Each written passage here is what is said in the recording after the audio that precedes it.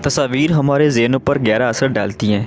इसीलिए कोई भी शख्स जब किसी तस्वीर को गौर से देखता है और उस तस्वीर में वाज़े तौर पर नज़र आने वाली चीज़ हमारी सोच और फ़िक्र की अक्कासी भी करती है।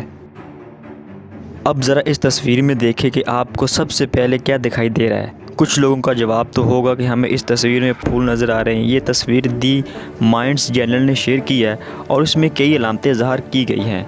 कुछ लोगों का ख्याल होगा कि इसमें एक किताब, गुलाब, एक झलका हुआ सलीब, गुब्बारे, एक दिल, एक शेर, एक मुस्कुराता हुआ चेहरा या टाई वगैरह वाज़े तौर पर दिखाई दे रही है।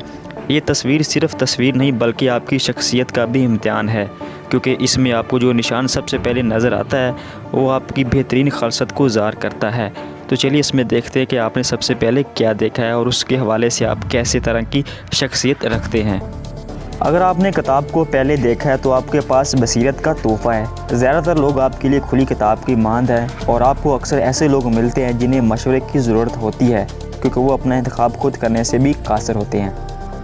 अगर आपने पहले गुलाब को देखा है तो मोहब्बत आपका सबसे बड़ा हथियार है।